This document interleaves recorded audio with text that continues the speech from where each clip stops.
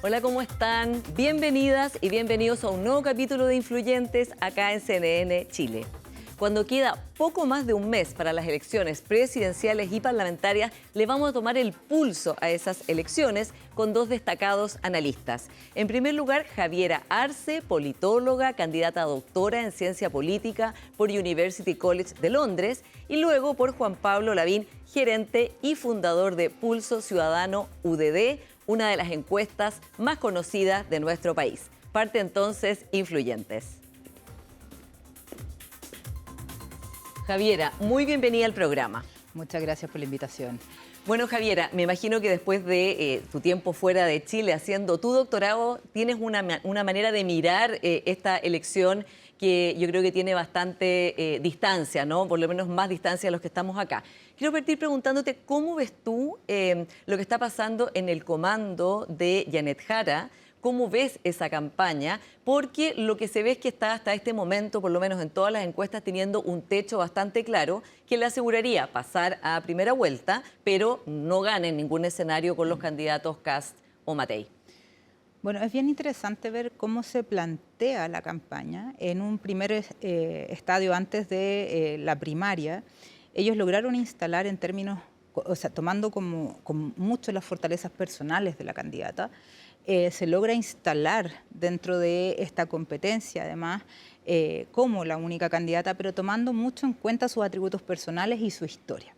Sin embargo, cuando ya pasa la segunda vuelta, tengo la impresión que medio les ha costado encontrar el tono justamente para enfrentar esta primera vuelta, donde además hay elecciones que van cruzadas, como la parlamentaria. Entonces eso también ha sido bien complejo de ver, primero seducir a los candidatos y candidatas que se quieran tomar la foto con la candidata presidencial y por otro lado ordenar la coalición. Sí, como dices tú, Javiera, perdón, pasó que en la primaria, por ejemplo, fue muy claro que los atributos de ella, como la simpatía, la empatía, su historia de vida, le hicieron una mejor candidata que Carolina Toá. Pero ahora esos atributos no son los atributos que están marcando esta elección y se la ve a ella muy, digamos, con dificultad a su comando y a ella para hacer una propuesta, entre otras cosas por el programa, ¿no? Porque un programa fue el de primera vuelta, de 7 páginas, y tampoco ahora hay un proyecto robusto que incluya a todos los partidos, Socialismo Democrático, Frente Amplio y Partido Comunista. ¿Eso es porque es una síntesis que ya es muy difícil que se haga? Yo básicamente creo que no han encontrado tampoco el tono de la campaña, porque esta campaña, a diferencia de lo que fue la anterior, esta campaña sí es sobre propuestas. Si nosotros miramos, por ejemplo, quienes van liderando, particularmente Kast nunca ha tomado sus atributos personales para poder hacer su campaña, sino más bien él tiene ejes temáticos extremadamente claros que han ido calando en la población y haciendo cierto sentido. Sobre eso era lo que había que buscar los términos de confrontación y tengo la impresión de que no se ha encontrado aún este tono y no se ha encontrado y estamos a menos de un mes y medio ya para que sean las elecciones y de no apurarse esto va a terminar en un techo. Acá la dirección que debería tomar la campaña más allá de la historia personal es precisamente hacerse cargo de lo que está ocurriendo. Ahora la tensión que tienen también es si plantearse como continuidad de este gobierno o marcar un quiebre y transformarse en una alternativa nueva de tal manera de poder abrir y superar ese techo, como bien decías, de este 30% que al parecer es el mismo apoyo que tiene el presidente Boric. Sí. Entonces, ¿cómo se avanza ahí? Ahora, Javier, ¿qué pasa con el, digamos, el votante de centroizquierda que representaba a Carolina Toá, que hoy día no se está viendo muy representado en Janet Jara? De hecho, lo que uno está viendo es que militantes prominentes de la democracia cristiana o ex concertacionistas más bien se han sumado a las filas de Evelyn Matei, que sí está haciendo una campaña para ello. ¿Cuánto es posible para Janet Jara llegar a ese electorado, siendo ella una militante del Partido Comunista, un partido que además cada cierto tiempo le recuerda a ella cuáles son realmente los puntos que defiende el Partido Comunista? Por eso, de nuevo, insisto, no sé qué está pasando con el comité estratégico, porque si se quiere o se quería llegar a estas personas, el programa y dar certezas, por lo menos, de lo que se va a hacer en términos de gobernabilidad, el tema de las prioridades económicas, en términos de seguridad, claramente era la estrategia para poder empezar a hacerles cariño y incorporar a estas personas ahí. pero sinceramente yo no sé muy bien en qué se está pensando en este momento y también lo que está ocurriendo en ese sentido, lo que yo he visto, los apoyos que se han ido son personas exdemócratas cristianos, por ejemplo, ya habían cruzado estas personas de demócratas y amarillos, en un primer momento hay algunos exdemócratas cristianos y otras personas de sectores más liberales de la Concertación. Entonces, claro, además de eso, también queda un gran interrogante, creo yo, una gran interrogante dentro de ellas, cuál va a ser entonces estas prioridades más allá de los grandes eslóganes que se van a hacer. Yo creo que la gente igual está tratando de mirar, porque uno lo que tiene que entregar es certeza en estos mundos tan cambiantes y con tantas incertezas también. Entonces, lamentablemente no sé, o sea, en este tiempo no sé cuánto va a quedar y de pasar a segunda vuelta está bien difícil que se pueda alcanzar esta brecha que hay entre incluso los dos candidatos de la derecha. Ahora, ¿qué pasa con el Partido Socialista, el partido eje del socialismo democrático, un partido que tú has estudiado, ahora vamos a hablar de tu tesis doctoral y que conoces muy bien? Porque de alguna manera está también en una posición compleja respecto a la candidata Jara, ¿no? Y yo creo que este vuelco de ella hacia ser socialdemócrata también parece extraño de cara a una persona que es de otro partido político, digo, más allá de sus atributos personales, es de un partido que el Partido Comunista no es un partido socialdemócrata, y de alguna manera va desdibujando también al Partido Socialista, ¿o no? A ver, yo creo que hay que pensar al Partido Socialista en cuál fue el rol durante la transición que tuvo, durante una década, se podría decir, entre el gobierno de Lagos y de la presidenta Bachelet, y después esta transformación que tuvieron y que generaron este gobierno y la nueva mayoría. Para todos esos ha tenido un eje de articulación importante, en un primer lugar entre el socialismo democrático y la democracia cristiana. Ese fue el primer eje, como un pacto de gobernabilidad muy fuerte, y en el segundo eje también como un parte de la estabilidad para poder hacer estas reformas que quería hacer la presidenta Bachelet. Sin embargo, me parece, y esto no es solamente monopolio del Partido Socialista, sino yo diría de todos los partidos institucionalizados, que no ha habido una capacidad de inventar o reinventar o incluso releer su propio eje programático, ideológico y posición en el sistema. Y eso va a impactar, por ejemplo, negativamente en la candidatura de Toá, porque tampoco encontró nunca encuentra el tono en esta primaria, porque además no hay una claridad programática y una claridad discursiva dentro del sistema, porque en este vacío lo único que alcanzaron a hacer entre la primera y segunda vuelta el año 2021 fue acoplarse sin distinciones, como dijo el mismo ministro Lizalde, expresidente del Partido Socialista, para llegar a este gobierno y colaborar en todo sentido. Claro, eso fue una apuesta arriesgada, pero eso también va a terminar impactando en este partido que además, y esto también ha pasado con todos los partidos, incluso con el Frente Amplio, incluso con las nuevas conformaciones, que no tienen raíces políticas, claro, no tienen raíces sociales. Entonces ahí es donde se va a generar este desacople entre la gente, o lo podríamos decir como la sociedad en general y los partidos. Entonces, en el caso del Partido Socialista es bastante complejo. Ahora vamos a ver cuál va a ser el impacto finalmente de este movimiento, si le va a permitir, o todavía esta marca que tiene le va a permitir mantener, o cuánto va a impactar negativamente en una disminución de parlamentarios y parlamentarias socialistas. Y por otro lado, lo que yo puedo ver siempre, y eso he estado mirando con harta...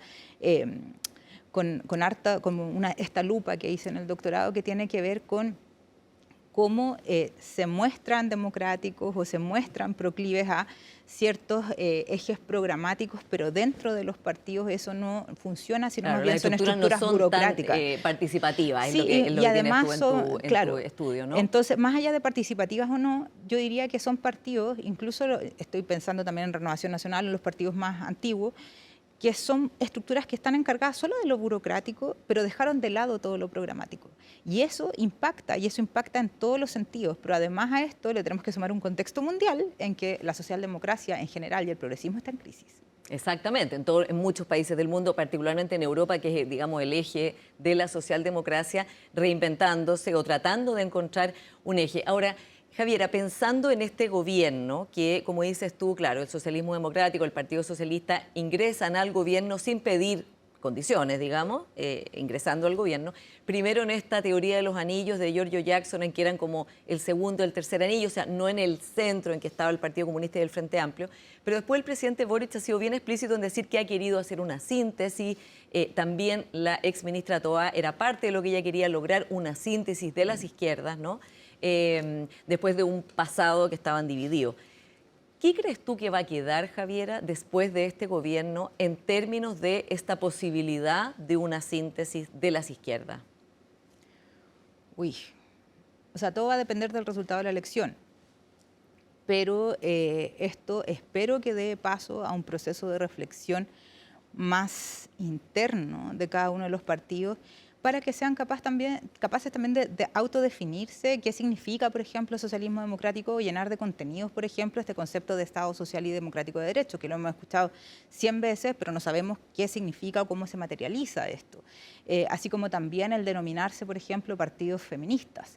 ¿Qué es ser una institución con características feministas? Eso también es interesante, o va a ser interesante ver si es que se dan estas discusiones o no, si hay alguna perspectiva de que éstas se den, y también sobre lo mismo, qué pasa con estos fierros calientes que no está acostumbrada la izquierda, cuál es la posición sobre la seguridad, sobre el crecimiento. Sí. Debates muy complejos en términos de lo que está sufriendo la población y que las izquierdas en Chile no han tenido respuesta al respecto. ¿Cómo calificas tú la propuesta hasta ahora de Janet Jara en torno a esos ejes que son los que hoy día en todas las encuestas muestran como la principal preocupación de la gente? Seguridad, economía, crecimiento, migración.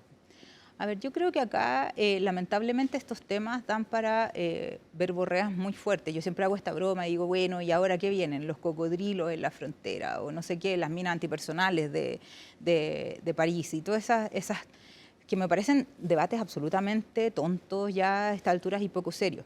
Yo creo que ella ha planteado un tema, y el otro día escuchaba muy atentamente a Luis Eduardo Escobar, su encargado económico, que decía, mire, nosotros vamos a necesitar, de todas maneras, no solo empadronar a los migrantes, sino también introducirlos adentro del mercado del trabajo.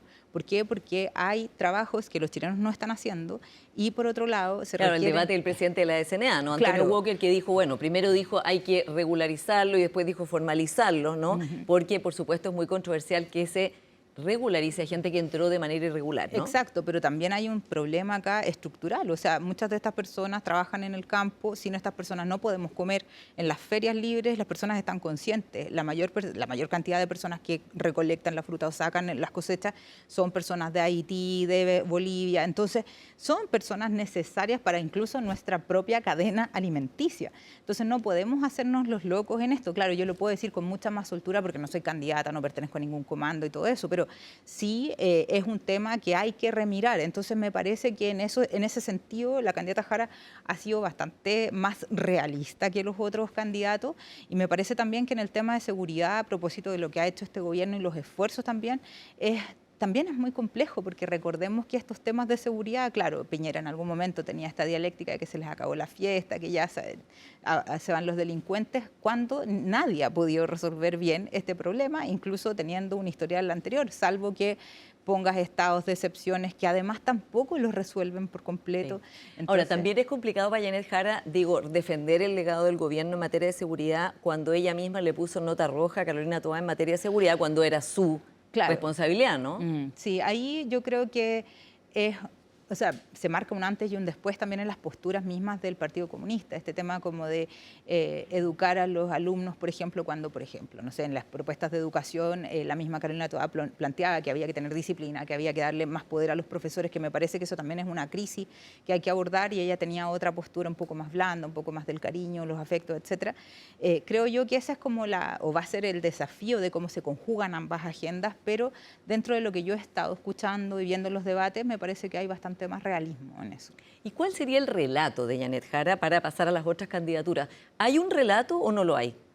Porque el relato de la primaria ya lo comentamos, que era clarísimo, su historia de vida, ¿no? Sus características personales, su parecido con la expresidenta Bachelet, ¿no? Pero ahora, ¿cuál es ese relato? Me parece que el equipo estratégico está tratando de hacer permanecer ese relato sobre las fortalezas personales de ella, pero esta es otra campaña. Esta otra Es un campaña error. es un error. A mí no me parece, y eso no lo he dicho solamente yo, lo he visto en Twitter, por ejemplo, Cristian Leporati dijo lo mismo. Hay mucha gente que ya está diciendo lo mismo. Esta campaña en particular se va a ganar sobre las ideas y propuestas serias. Yo creo que no se debe subestimar a los electores también, y creo que la gente igual tiene capacidad de mirar y tiene capacidad de hacer síntesis de quién está mintiendo y quién no. Sí. Entonces también no hay que subestimarlo, y esto para todos lados. Exactamente. ¿Y cómo, digamos, viendo ahora desde las oposiciones, ¿no? Que tienen muchas candidaturas, pero que entre todos los candidatos de oposición suman más del 60%? O sea, digamos, todo indicaría que el próximo presidente o presidenta va a ser una persona de oposición. ¿Cómo ves la lucha por las hegemonías con tantas candidaturas distintas? Está por un lado Kaiser y Kast, está Evelyn Matei, apelando directamente a un público de centro, exconcertacionista, podríamos decir. Y luego tenemos a Franco Parisi, que, bueno, es un opositor, lo podríamos incluir entonces en ese grupo. Y hay quienes incluyen a Eduardo Artés también como un opositor al gobierno, ¿no? A ver, yo diría que hay un fenómeno muy interesante que se da entre las dos derechas, ¿ya? Particularmente en lo que es Kaiser y Kast y lo que es Evelyn Matei. Pero esto no es solamente monopolio de lo que pasa en Chile, sino que está pasando en todo el mundo. Y ahí es lo complejo, porque al principio Evelyn Matei tampoco encontraba el tono. Ojo, también habló en contra de los derechos humanos, dijo que los muertos entre el 73 y el 78 estaban justificados. Entonces, claro, yo creo que ahí en esa ida como que parte un poco mal, pero trató o estaba haciendo un guiño para esta derecha más radical. Ahora, esta derecha también a mí me da un poco me causa curiosidad cómo se ha intentado discursivamente decir, por ejemplo, que Kast se ha moderado, cuando en realidad lo que él ha hecho es omitir contenidos porque sabe que puede perder en las mujeres, puede perder en las diversidades, etcétera. Pero Kast no me parece que sea un moderado de los 90, o si es un moderado de los 90, como es lo que hemos escuchado en distintos paneles, radios, etcétera, de parte de las personas de Chile Vamos. Yo diría que no, o sea, si es así, entonces le gustaba Pinochet, porque en los 90 estaba Pinochet introducido en el sistema político. Entonces, claro, creo yo que esto también, esta radicalidad y estos discursos, nosotros los podemos ver también, estos altisonantes. Ayer veía, o antes de ayer veía una conferencia de prensa también de Kast, también con tonos muy duros, pero esto es como casi de manual y es lo que se está viviendo en todo el mundo. Las extremas derechas suelen tener este tipo de discursos que son muy altisonantes, donde además... Y que les rinde electoralmente. Por supuesto, porque dicen lo que quiere escuchar la gente, pero además de eso hay contenidos de mucha desinformación también en estos discursos. Entonces ahí Sí. hay que tener como distinguirlos. Javiera, volvamos a Evelyn Matei, que está apelando, como decíamos, al centro. Pero ¿existe un centro político? Se discute mucho, en la encuesta CEP sale que el centro existe, que la gente tiene posiciones moderadas, pero la verdad es que ¿existe realmente ese centro? Porque, por ejemplo, para Pepe Auto, para Daniel Manzú, la verdad es que ese es un lugar que ya no existe ese votante. ¿No? Yo creo que sí, yo creo que sí, yo creo que a la gente en general no le gusta el ruido, este ruido intenso, por ejemplo, la pelea entre las élites, eso a la gente la tiene un poco cansada también.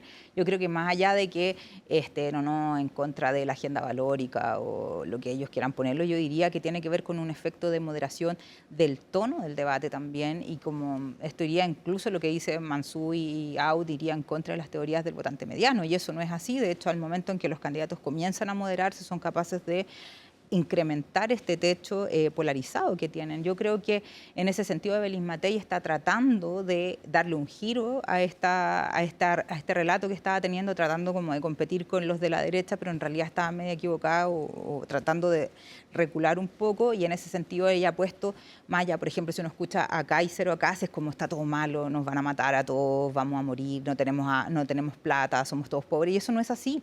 Chile no está en una crisis para nada.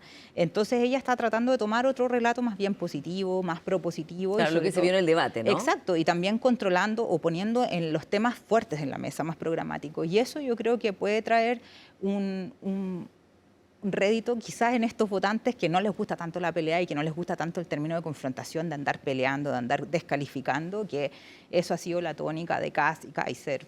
Bueno, Evelyn Matei encabezó las encuestas durante muchos meses. Sabemos que hace ya otros meses también ha descendido las encuestas, pero ahora se ha estabilizado y ido subiendo de a poco. La pregunta es si le alcanzará, digamos, poco más de mes que queda para llegar ahí. Te quería preguntar, Javiera, ¿cuánto crees tú que le ha afectado en esta baja que tuvo en las encuestas de Evelyn Matei lo de los bots y los trolls y todas estas cadenas, digamos, de cuentas anónimas esparciendo mentiras sobre ella, desinformación, que en este caso que tenía una enfermedad mental? Y porque además tuvimos acá a Patricio Dusayán de Ideas Republicanas que decía que en realidad eso no era importante, no era influyente en una elección, todo esto que pasaba en redes sociales, este tipo de violencia digital. Yo creo que los procesos de las redes sociales en general van construyendo opinión pública. Entonces no diría que no es importante, yo diría por el contrario. Eso, de hecho, por ejemplo, el 2016, esto ya está estudiado en Estados Unidos, fue la misma estrategia que ocupó Donald Trump en contra de Hillary Clinton, mostrando un video donde ella tosía y que no tenía una salud supuestamente apta para el cargo.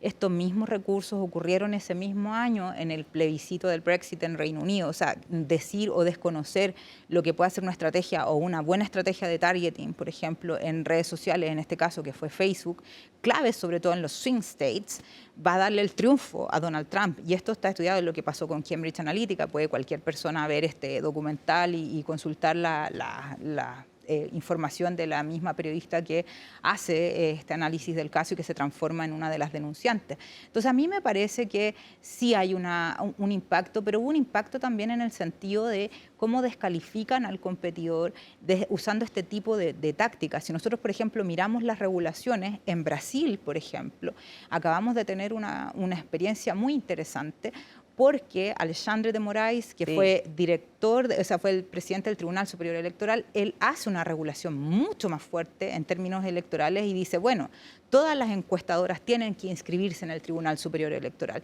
La campaña, usted me la declara, todo lo que usted paga en términos de contenido en Internet me lo declara completamente, y todas las redes sociales, vale decir, Facebook, Twitter, Instagram, tienen que tener sus propias oficinas en Brasil para ser notificadas. No, y fue tan polémico ese dictamen que tuvo una controversia pública con Elon Musk, ni más ni menos. Ni más ¿no? ni menos, Sí.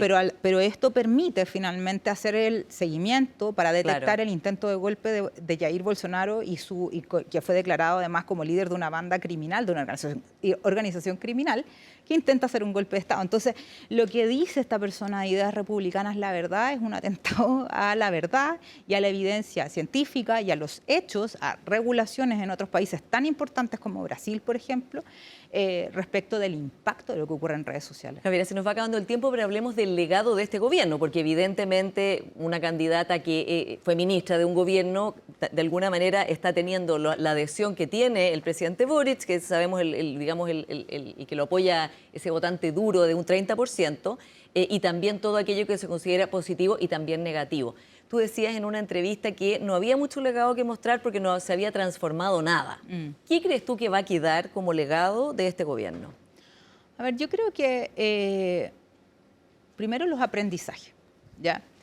El aprendizaje para quienes asumieron el poder, yo diría que tiene que ver con tener cuidado con los discursos que se dan y con las expectativas que se generan en los electorados. Yo creo que eso puede influir muy fuertemente y puede impactar muy fuertemente en esta sensación como no solo de fraude, sino también como de decepción de parte de los electorados por la democracia, ¿ya? Eso yo creo que hay que tenerlo con harto cuidado. Y lo segundo también que tiene que ver... Ese sería un legado negativo. No, pero un legado para ellos, es decir, un aprendizaje. Lo quiero poner en propositivo.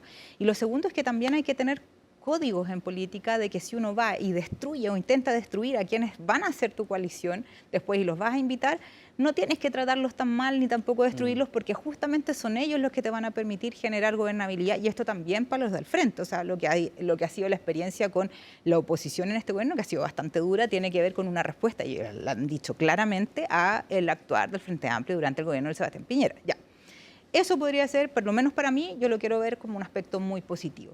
Lo segundo tiene que ver que, en efecto, cuando uno llega al poder hay limitantes institucionales que, por supuesto, constriñen la administración, y no es llegar y decir, mire, yo voy a gastar un programa de 8 puntos del PIB, porque eso costaba el programa del presidente Boric, y eso lo dijo también el ahora actual ministro Grau, cuando tú estás en un contexto de crisis inflacionaria, el tema de cómo les costó. Eso es voluntarismo, ¿no? Claro, exactamente. Entonces yo creo que también el sentido de realidad de decir, bueno, la política es harto aburrida. Y en ese sentido tampoco podemos llegar y decir, mira, nosotros vamos a transformar todo. No, eso no puede hacerse y eso también tiene que ver con criterios de realidad y esto también va para la derecha, ojo, sobre todo para Kast y Kaiser, que casi con una varita mágica van a resolver todos los problemas. Eso no es así, hay limitaciones estructurales. Pero sí yo creo que lo interesante es primero el escenario de normalización institucional que se intentó hacer en esto. Yo creo que el presidente Boric ha generado un liderazgo interesante, ha apuntado también a temas que lo resaltan dentro del resto de las izquierdas que tienen que ver con su posición sobre los derechos humanos, sobre el multilateralismo y yo diría también en el crecimiento que ha tenido como liderazgo. Y lo segundo tiene que ver con la responsabilidad fiscal, que eso hay que destacarlo. Es muy interesante escuchar al ministro Grau ahora decir que a la expansión o a la cobertura de derechos sociales financiados, eso me pareció que es una gran lección, pero es una gran lección para todos. Sí. Y yo diría que el tema de la gobernabilidad como centro, que si bien a veces se nos va de las manos por la fragmentación en el Congreso, puede ser un gran legado también de este gobierno. Javiera Arce, muchas gracias por esta conversación. Gracias a ti. Vamos a una pequeña pausa y ya seguimos con más influyentes. Viene Juan Pablo Lavín de Pulso Ciudadano UDD. Espérennos.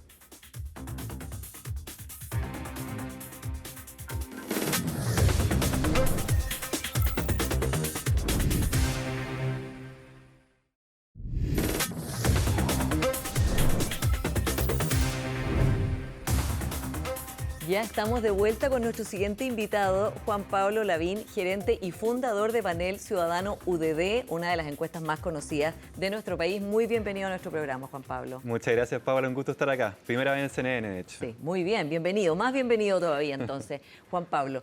Bueno, nos queda poco más de un mes para las elecciones, menos tiempo aún para las encuestas, porque empieza la veda de encuestas, ¿no? Mucho antes del periodo.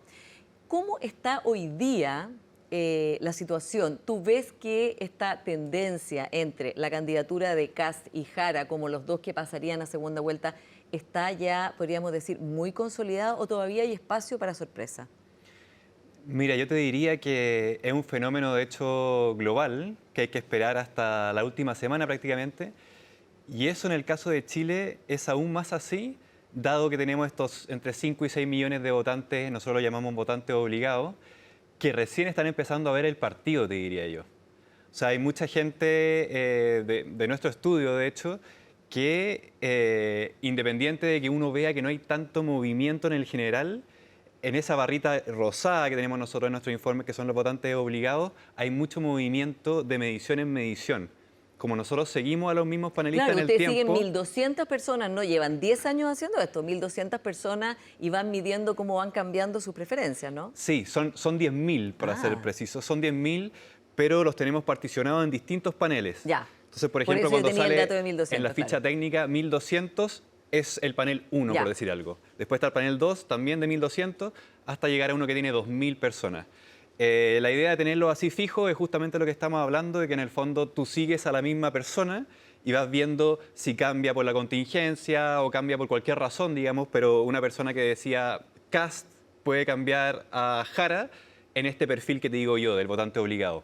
En el otro tipo de votante, el que llamamos votante habitual, eso es menos común, digamos. Claro, porque es un voto como más consolidado en el sentido que tiene una idea política o alguien o digamos o su preferencia política más marcada, ¿no? Efectivamente, es alguien que ya está habituado a votar, votante habitual, digamos, y que vota más por ideología, claro, ideología más que pulsión, emoción o contingencia del minuto. Vamos entonces al votante obligado, que como dices tú, Juan Pablo, es el que podría moverse y que se estaría moviendo todavía. O sea, entiendo que esta elección todavía nadie podría cantar victoria.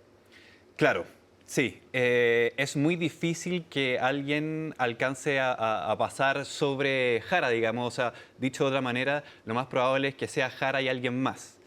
Y ese segundo o primer lugar, porque algunas encuestas la tienen a Jara primero, otro segundo. De hecho, puedo acotar algo sobre eso. Si tú te fijas en nuestros estudios que tenemos la separación de votante habitual y votante obligado, el votante habitual es muy similar en porcentaje a ciertas encuestas que por metodología uno podría decir que es muy probable que no pueda representar al votante obligado.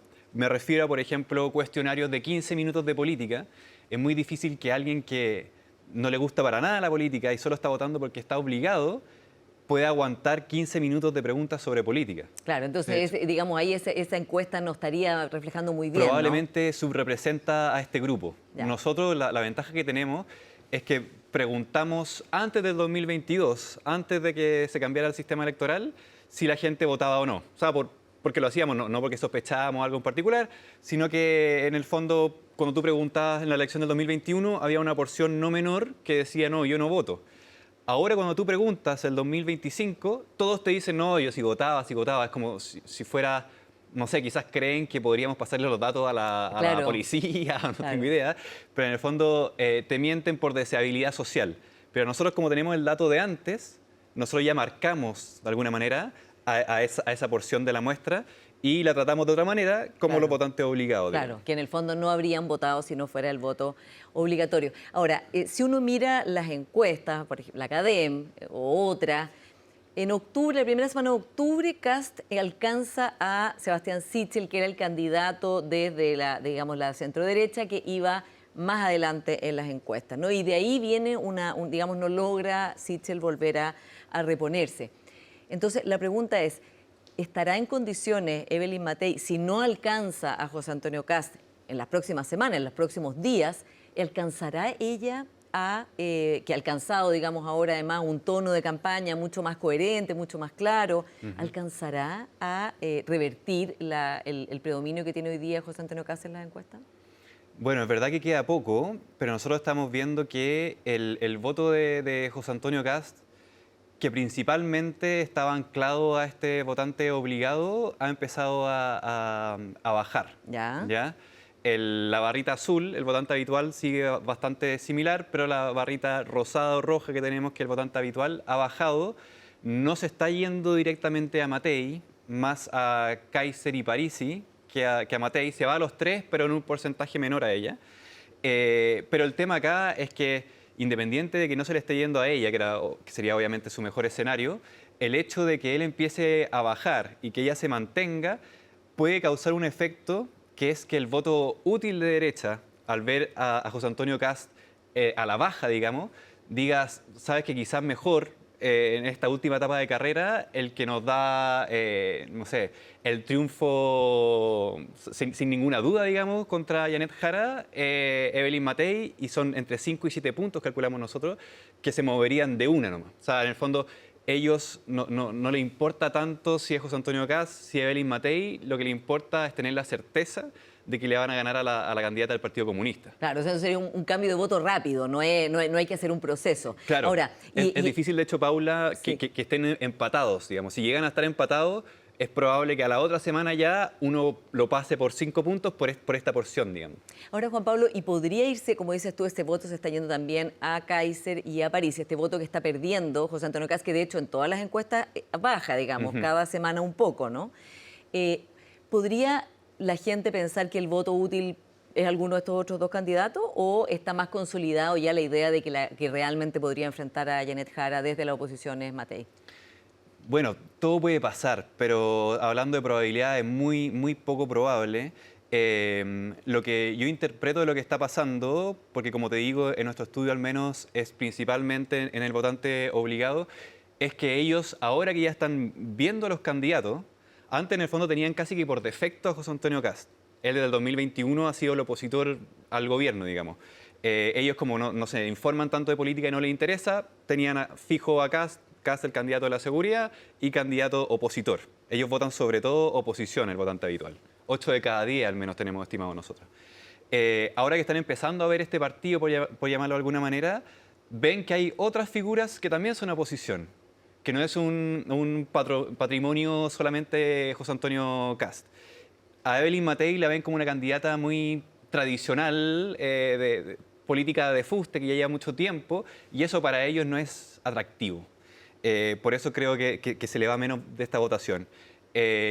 Parisi y Kaiser tienen un perfil que tiene muchos vasos comunicantes, diría yo, con este tipo de votante. Ya, en el sentido del voto, digamos, de impugnación al sistema, ¿no? De impugnación al sistema, de que, por ejemplo, lo que dice Parisi, ni facho ni comunacho, no sé si lo tiene pensado de esa manera, pero tiene directa relación con lo que dice este votante, por ejemplo, en las preguntas abiertas. A ellos no le importa si es de derecha o si es de izquierda, no le importa la ideología, están pensando más en el corto plazo, es mucho más pragmático. Entonces yo creo que esos dos candidatos se comunican muy bien con este sector, pero también hay algo paradójico, por decirlo de alguna manera, que este tipo de votante puede cambiar hasta el final, es muy volátil, pero a la vez no es fácil de comunicarse con él. Porque como decía antes, no está viendo el debate. ¿Y qué no está son las viendo... redes sociales? Entonces, que algo que Kaiser y París se hacen con mucha, digamos, intensidad, ¿no? Claro, son las redes sociales, pero igual dentro de las redes sociales ellos no siguen portales de noticias, no siguen cosas de política. Entonces, en el fondo, se puede llegar como por temas un poco más misceláneos, más dicharacheros, puede decir de alguna manera, rebotes desde los debates, en cápsulas chiquititas, ese tipo de cosas ahora. O sea, por ejemplo, pensaba de hecho viniéndose al canal, el error que tuvo, o no sé si llamarlo error, pero hubo como una suerte de contradicción entre el programa de Janet Jara y lo que dijo después en cierta entrevista o en un debate. Ese tipo de error, este tipo de votante nunca lo supo. Pero si es, no sé, en 2 semanas más, en 3 semanas más, eso puede tener un efecto relevante en este tipo de votantes. Ya, o sea, todavía, claro, ahora empieza el momento de la decisión para esos votantes obligatorios, como dices tú, Juan Pablo. El otro solo se movería, por lo que ¿Sí? tengo previsto yo, en este voto útil en la derecha. En la izquierda es muy difícil que se mueva ya. Sí. Ahora, ¿qué pasa con el votante tradicional de centroizquierda o de centro, al cual Evelyn Matei claramente en esta etapa de la campaña está apelando, ¿no? También porque está con demócratas, con amarillo, y también porque hay varias figuras de la exconcertación que se han manifestado simpatizantes de ella en esta coyuntura, especialmente cuando en el oficialismo la candidata es Janet Jara. ¿Existe todavía ese electorado? ¿Es algo que en realidad es del pasado? ¿Hay realmente ahí, lo que tú ves en tu estudio, Juan Pablo, que es gente que todavía tiene un peso importante en las elecciones? Yo te diría que no. Que un debate, una conversación mucho más de élite que de bolsón de voto. Hicimos el ejercicio hace poco, interno en el fondo, no fue publicado, pero aprovechando estas ventajas longitudinales, por ejemplo, si tú vas a ver a los votantes de Jasna Proboste, por ejemplo, del 2021, y los cruzas con los resultados de hoy, sí hay más para Matei entre los de oposición. Obviamente la primera es Janet Jara, alrededor del 40%. Luego viene Evelyn Matei con un 20%, pero lo siguen con un 12, 10% los demás. Entonces, si bien, claro, tiene una mejor llegada en esta centro-izquierda, no es que hay un bolsón de centro-izquierda que la podría hacer repuntar o que ya lo tiene. Si ya lo tiene, te hablaría de unos 3, 4 puntos, no más que eso. Hay que recordar también que, por ejemplo, si vemos la votación de Jasna Proboste, en números en base de los 13 millones, en verdad es casi la mitad de lo que sacó en cuanto a porcentaje. Claro. Entonces o sea, hay que hacer de ese hecho, a esta cálculo. altura, claro, si uno piensa en la elección de 2021, a esta altura, Jasna Proboste no estaba mal en las encuestas. Ajá. Sí, es verdad. Pero como te digo yo, que ella sacó alrededor de 10 puntos, esos 10 puntos hoy son 5 en la base electoral que tenemos hoy en día. Claro, por supuesto, por el voto Entonces, obligatorio. ya sacando una porción de eso, como te decía, son 2, 3 puntos los que podría sacar de ahí. No creo que las fichas debieran ir por ese lado. Ahora, Juan Pablo, hablamos del voto migrante, ¿no? Que en general, como decías tú, es de oposición y que ahora con este cambio en que ha quedado sin multa, ¿no? Y después un cambio además para que haya mayores requisitos para poder votar, pero ha quedado sin multa. Puede tener un impacto porque, digamos, el voto migrante evidentemente beneficia a la oposición. Que este grupo ahora no esté obligado, no tenga multa para votar, ¿puede afectar la elección? Creo que la presidencial no. Los votantes inmigrantes, extranjeros, digamos, claro, para esta elección son un récord en población, son casi 900.000. también por primera vez son más venezolanos, antes siempre eran más peruanos, y como bien dices tú, votan oposición casi 9 de 10. Ellos fueron muy importantes, por ejemplo, en la elección de Mario Desbordes en el centro. Había un 30% de migrantes. En el caso presidencial, son un poco más del 5%, votan un poco menos que los chilenos, por lo tanto no tienen un 85% de participación, sino que más cerca del 70%. Ahora que es voluntario, puede ser menor aún, pero supongamos que una estimación podría ser un 50%. Eso serían 450.000, 400.000 votos. No creo que sean decidores en la presidencial, sí son importantes en ciertos distritos, por ejemplo el distrito 10. Ahí puede ser clave. Ahí puede ser clave. En la presidencial no creo que estaríamos hablando de si fueran todos hacia un candidato, son a lo más 2 puntos. Entonces, no sé si sea tan decidor, porque tampoco es que vayan todos con... Por ejemplo, si fuera el caso, van todos con Matei, ahí te compro que podría ser una variable clave versus Kast, pero no se mueven así. Sí. Por lo que tenemos estimado nosotros, tenemos un panel de inmigrantes también, la mayoría está con Kast, alrededor de un 40%, después alrededor de un 30% con Matei y el 30% restante se divide en otros candidatos opositores. Juan Pablo, y hablemos de, como ustedes pueden mirar, digamos, longitudinalmente esto en distintos electores. Hablemos del voto de mujeres, por ejemplo, que fue muy importante en la elección pasada, en que las mujeres se inclinaron por el hoy presidente Gabriel Boric en contra de José Antonio Kast.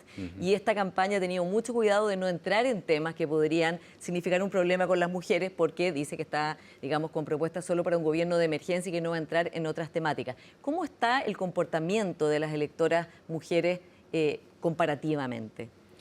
Bueno, es muy importante esa pregunta porque fue clave el 2021 y en esta elección es prácticamente igual el voto de hombre y de mujer. No hay como diferencias significativas en ningún candidato salvo en Franco Parisi. Franco Parisi tiene un voto muy masculino.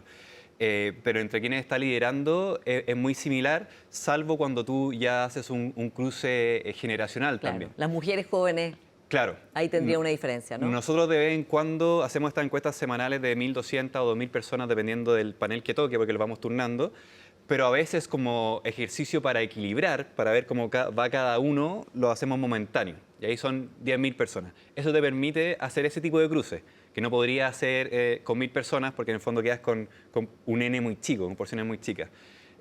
Haciendo ese ejercicio, en el fondo sub 30 mujeres, sub 30 hombres, sí hay grandes diferencias en a qué candidato prefieren. Las mujeres sub 30 están con todo con Janet Jara y los hombres sub 30 lo contrario, con Kast.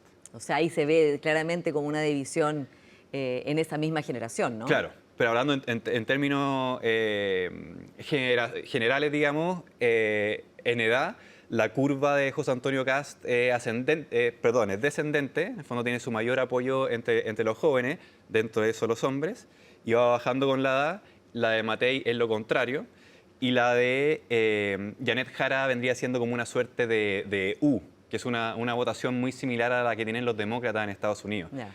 En el fondo, juventud y ya adultos sobre 60 años. Claro.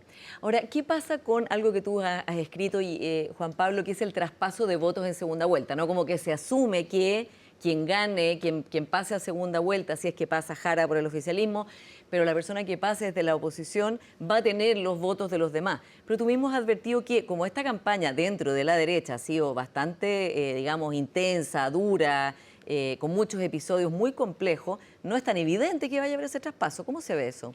Sí, yo te diría que en la actualidad, y también pasó el 2021, ese endosamiento de voto, de apoyo, no se da mucho. No es como que los candidatos sean tan dueños de ese bolsón de voto. Le gustó a esa persona en ese minuto, pero si te dice alguien que a ti no te tinca, no necesariamente te voy a hacer caso, digamos. O sea, es mi voto, mi voluntad. Sí pasa que cuando nosotros medimos segunda vuelta, y le pasa a todas las encuestas en el fondo, hoy la gente no sabe posicionarse en el escenario del mal menor, cuando solo hay dos candidatos, digamos. Recordemos que en el fondo los candidatos están pasando con menos del 30%, eso pasó en 2021, es probable que pase ahora, por lo tanto, por definición es mal menor, digamos. Y ese escenario es una elección distinta. Entonces, cuando uno hace la encuesta de segunda vuelta y ve estos traspasos de votos, son un poco engañosos porque las personas no saben situarse en ese escenario. O sea, no están pensando en ese momento ahora. Efectivamente. Por ejemplo, el 2021, nosotros hacíamos la medición Boric-Kast varios meses antes de la elección, también con otras duplas, digamos, pero esa es la relevante porque es la que finalmente se dio. Y era siempre un tercio, un tercio, un tercio. Un tercio Kast, un tercio Boric, un tercio no sé, o ninguno. El mismo día de la elección, en la noche, hicimos la encuesta de ya segunda vuelta con los candidatos que pasaron y ya le sacó esos 10 o 12 puntos con que terminó. En el fondo, no es que, por lo menos en nuestra metodología, no pasó que el viaje a Estados Unidos o el apoyo de París o dijo algo contra las mujeres, José Antonio Kast. Más que eso, solamente el que el electorado se posicione en esta nueva situación de dos candidaturas y el mal menor, hicieron que le sacara esta ventaja, el anticastismo, como se llama en un minuto. Ahora pasa algo similar, que por ejemplo, cuando tú los pones en el escenario de Evelyn Matei con Janet Jara, ahora están más equilibrados en lo que saca José Antonio Kast contra Janet Jara, pero antes siempre había una diferencia de que José Antonio Kast le iba mejor competitivamente hablando que a Evelyn Matei contra Janet Jara, que no es tan intuitivo, digamos, porque uno diría Claro, como uno diría, ella más claro, de apela centro. más gente Evelyn Matei, digamos, contra Efectivamente. Jara que José Antonio Kast, ¿no? Claro, como la centroizquierda, por ejemplo, Claro. de que hablamos antes. Y lo que pasa ahí es que si tú ves en detalle quiénes son los que se van al ninguno cuando el escenario es Evelyn Matei y Janet Jara, son, por ejemplo, los votantes de Kaiser. Son, por ejemplo, los votantes de Parisi. Que algo tienen, porque nos sale mucho, una como enemistad, rivalidad, animadversión con Evelyn Matei desde el votante de Parisi. Sí, ¿ah? Sí. Y Bueno, él fue bastante duro también con ella en el debate, ¿no? En También. el debate de televisión. Efectivamente. Y bueno, eso, esta porción de votantes probablemente en un escenario de mal menor no votaría ninguno y no votaría Janet Jara.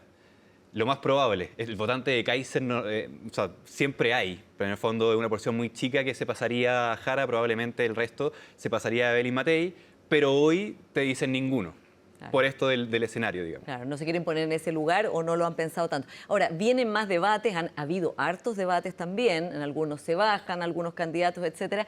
¿Cuánto mueven la aguja los debates? Porque tú decías también, Juan Pablo, el votante obligado, que es el que hoy día está moviéndose, ¿no? No ve estos debates a lo mejor o no está como habituado a estar al día en este tipo de información política. Sí, bueno, el dato duro es que alrededor de fueron como 3 millones de personas que lo vieron, contando además por redes, no por redes sociales, pero por streaming. Que claro, no es una porción tan grande de electorado, sí es en rating, tengo entendido igual, 3 millones de personas. En eso de ninguna manera están los votantes obligados. Pero sí hay un efecto rebote, digamos, de los debates que cada vez son más importantes cuando uno se va acercando, pero más que nada no por ver el debate en sí, sino que por encapsularlo en estos videitos que puede hacer. Yo te diría que hasta el candidato puede tener un muy mal debate, objetivamente, digamos, y si tu equipo de redes sociales es muy bueno, le puedes sacar provecho igual, digamos. O sea, Claro, con los momentos de conflicto. claro, si solo van a ver eso, en el fondo tienes que cortar las partes exactas. También tener cuidado, obviamente, con lo que es fake news, digamos, que es algo que yo creo, la verdad, asumo que vamos a tener mucho ahora, Sí. en este periodo que queda. O sea, ha pasado en todo el mundo, ¿por qué no pasaría acá? Y este tipo de votante, que tanto me gusta hablar, el tipo de votante obligado, se podría dejar llevar muy fácil por ese tipo de noticias. Eso además es un incentivo para hacerlo, entonces es complejo. Y además no está regulado, o sea, No por está. el momento, hasta ahora, no hay una regulación contra eso, ¿no? Claro, no está regulado, está muy sofisticado ese tipo de videos y alguien que no conoce mucho de política porque nunca le ha interesado, puede comprar cualquier cosa del estilo, no sé, por ejemplo, en Argentina cuando salía Mauricio Macri apoyando candidatos de La Libertad Avanza, eso, por ejemplo, que alguien de Juntos por el Cambio hubiera dicho imposible que pase esto, no me lo compro. Alguien que no sabe de política, ¿por qué no, digamos? Claro. Por otro lado, a un votante obligado tampoco le interesaría si un político de fuste le da el apoyo a uno al otro. Pero a lo que quiero ir es que en el fondo ese desconocimiento hace que sea más fácil aún que caigan en este tipo de noticias falsas. Juan Pablo, y por último, se nos está acabando el tiempo. De todos los candidatos, los 8 candidatos, sacando los 3 que están en la primera posición, ¿cuál de todos los demás, desde el punto de vista de los estudios que hacen usted, te ha sorprendido de haber hecho una campaña eficaz para posicionarse hasta ahora?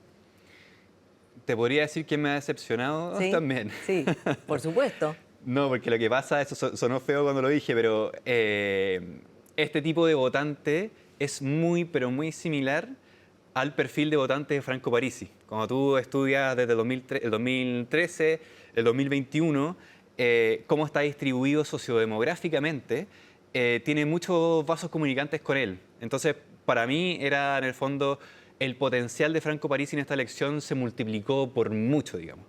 Y Claro, creo que un no bolsón de votantes obligados distinto Claro. del 2021. Claro, que es más de regiones, no de centro urbano, más hombres que mujeres, entre 30 y 50 años. Todo eso es votante obligado y todo eso es lo que votó por él en 2013 y 2021. Entonces se multiplicó su potencial. Creo que no lo ha podido aprovechar, digamos, porque sigue bastante pegado en el 10, al menos en nuestras estimaciones. Y Johannes Kaiser creo que lo ha hecho bastante bien en lo suyo, digamos. No ha perdido como su posición, que es algo fácil de perder cuando uno es candidato. A mí me tocó conocerlo de cerca por mi papá, candidato varias veces. Hay mucha ansiedad del equipo, sobre todo. En el fondo, hay que salir en prensa, hay que hacer esto, cualquier cosa creen que movió la aguja, todo así. Eso creo que Johannes Kaiser lo ha manejado bien, porque si bien estuvo en un 17% en un tiempo, pasó a José Antonio Kast, después bajó, en el debate mostró que lo suyo es cierto nicho de votante, probablemente no le va a dar para pasar a una segunda vuelta, pero eso es lo mío y no quiero expandirme más allá, sino que quiero ser prudente con ellos y muy enfocado en eso. Eso lo ha demostrado bien y de hecho creo que le ha dado buenos resultados en todas las encuestas, está subiendo. Sí. Juan Pablo Lavín, muchas gracias por esta conversación. Muchas gracias a ti. Y a ustedes, como siempre, muchas gracias por su sintonía y nos encontramos la próxima semana.